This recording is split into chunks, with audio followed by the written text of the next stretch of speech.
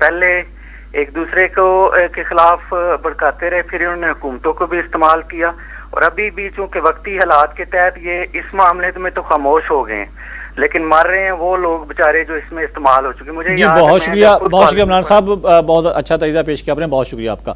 قبلہ ایک ظاہر ہے آپ پاکستان میں بہت ایکٹیو رہے ہیں تنظیمی حوالے سے بھی.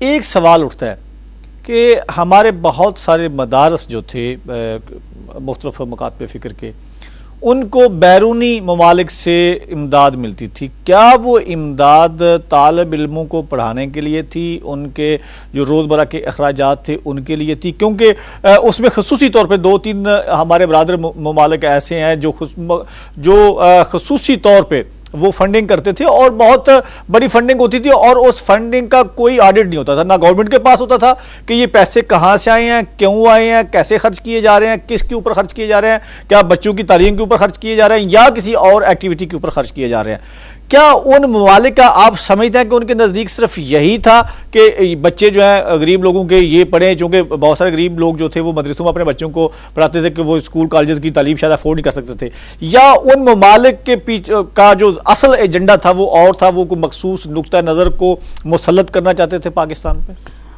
بڑی واضح بات ہے بخاری صاحب، اس میں کوئی شک و شبہ نہیں ہے. اور میں گزارش کروں کہ وہ کالر بھی آپ کے کہہ رہے تھے، بہت اچھی بات گفتگو کر رہے تھے. آپ دیکھیے کہ جہاد میں کس مکتب فکر کے افراد آئے.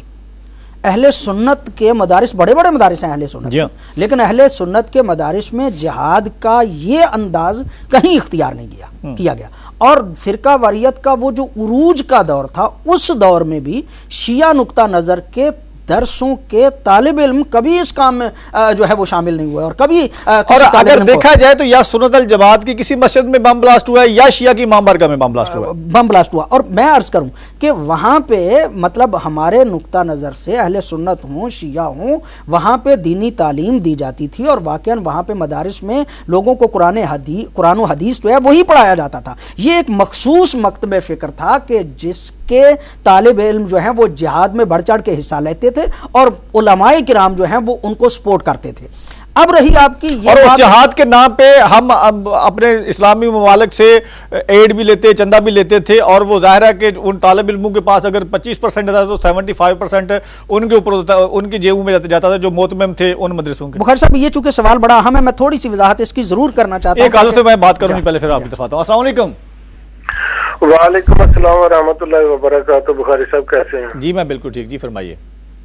جی شمسی عرض کر رہا ہوں ڈنمارک سے. جی شمسی بھائی کیسے ہیں آپ؟ ٹھیک ہیں. قبلہ یزدانی صاحب کو بہت سلام. علیکم السلام ورحمۃ اللہ. قبلہ سب سے پہلے تو مجھ سے پہلے ایک کالر جو قادیانیوں کو اور شیعوں کو ایک ہی تناظر میں دیکھ رہے تھے کہ ان کو کافر قرار دیا جاتا ہے، وہ ان کا معاملہ الگ ہے اور شیعوں کا معاملہ الگ ہے. ان کو ایک تناظر میں نہیں دیکھنا چاہیے اور نہ ایک تناظر میں دیکھا جا سکتا ہے انہیں. ان کا معاملہ بالکل ہم سے الگ ہے.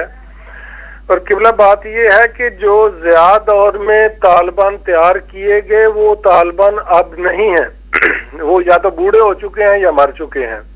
اب یہ جو نئی فوج تیار ہوئی ہے یہ ہماری مساجد میں اور ہمارے مدرسوں میں تیار کیے گئے ہیں. میں آپ کو مثال دیتا ہوں کہ میرا تعلق جس علاقے سے ہے پسرور سے، وہاں پر رانا احسان نامی آدمی جس نے جیش محمد تیار کی، اس کے بیس بنائی، لوگوں کو بھرتی کیا، اس میں غریب گھروں کے لڑکے تھے جن کو ڈبل کیبن گاڑیاں دی گئیں، 125 موٹر سائیکلیں دی گئیں. آج وہ یونین کونسل کا ناظم بھی ہے. میری اپنی یونین کونسل میں ذوالفقار باجوہ جو کہ سپورٹ کرتا رہا ان کو جیش محمد کو، وہ بھی یونین کونسل کا ناظم ہے. آج یہ گورنمنٹ میں بھی گھسے ہوئے ہیں، مساجد پر بھی ان کا قبضہ ہے، مدرسوں پر بھی ان کا قبضہ ہے، اور اسی طریقے سے اپنی یہ پوری کمپین چلا رہے ہیں. ابھی تھوڑے دن پہلے انہوں نے ایک جلسہ کیا جس میں باقاعدہ انہوں نے جیش محمد اور سپاہ صحابہ کے نام سے اشتہارات لگائے. حکومت نے نہ تو اس طرف توجہ دی کہ یہ تنظیمیں جو ہیں یہ بینڈ ہیں اور ان کے نام سے کیوں یہ اشتہارات لگائے گئے ہیں. گورنمنٹ اس طرف نہ تو توجہ دیتی ہے. آج بھی ان کے ڈیروں پر مشکوک لوگ جاتے ہیں، ان کے دیروں پر اسلحہ پڑا ہوا ہے، کوئی اس طرف توجہ نہیں دے رہا. یہ ہم تو سوات کا رونا رو رہے ہیں، طالبان تو ہمارے گھروں میں، ہماری گلیوں میں، بہت شکریہ شمسی صاحب، بہت شکریہ، تھینک یو سو مچ.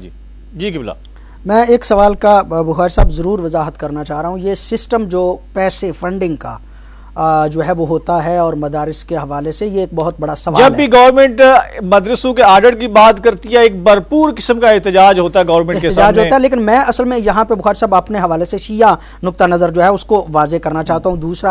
دوسرا پہلو ہے، میں سمجھانا چاہتا ہوں. یہ ویسے تو مطلب گورنمنٹوں کو ہم نے بار بار بتایا، اپنی حکومتوں کو، اور حکومتوں کو ایک حد تک اب ہمارے بارے میں یہ پتہ بھی ہے. لیکن میں مطلب یہاں پہ آن ایئر اس بات کو جو ہے وہ عرض کرنا چاہ رہا ہوں کہ بنیادی طور پہ شیعہ نقطہ نظر میں ایک مالی سسٹم ہے، اور وہ مالی سسٹم ہمارا یہ ہے کہ ہمارے ہاں جو بھی شخص ہے وہ جو کاروبار کرتا ہے، کام کرتا ہے، اس کاروبار کے سال کے بعد اس کی جو بھی بچت ہوتی ہے، وہ تفصیل ہے لیکن میں عرض کرنا چاہ رہا ہوں کہ سال کے بعد اس کی جو بھی بچت ہوتی ہے اس کا 20% وہ مذہب کے نام پہ دیتا ہے.